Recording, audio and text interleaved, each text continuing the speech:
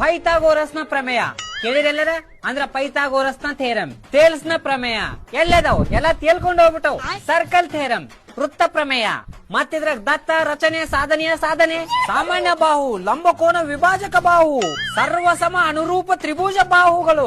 ಆ ದೇವರನಿಗೂ ಹೇಳ್ತೀನಿ, ಬಾಹುಗಳು ಅಂದ್ರೆ ಇನ್ನಾದ್ರೂ ಗೊತ್ತಿಲ್ಲ ನನಗ.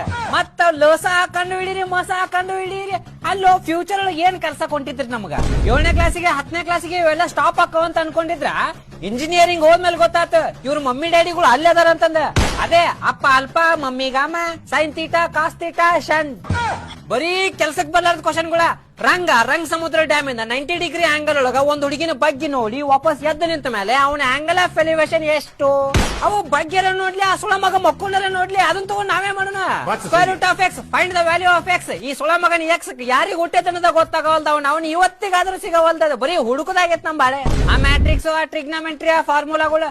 ಬಿಪಿನ್ ನಮ್ ಲವ್ ಫಾರ್ಮುಲಾ ಏನ? A² + B² = me and you.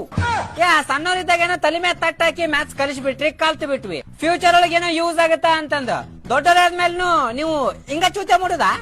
ಅಲ್ಲೋ ನಮ್ದೇನು ಮೈಂಡ್ ಮುನ್ಸಿಪಾಲಿಟಿ ಕಸದ ಗ್ರೌಂಡ್. 15 ವರ್ಷದಿಂದ ಬರೀ ಕಸನೇ ತುಂಬಾಕತ್ತೀರಿ. ರಿಯಲ್ ಲೈಫ್ ಒಳಗೆ ಒಂದು ಯೂಸ್ ಆಗಿದ್ ನೋಡ್ಲೇ ಇಲ್ಲ ನಾವು.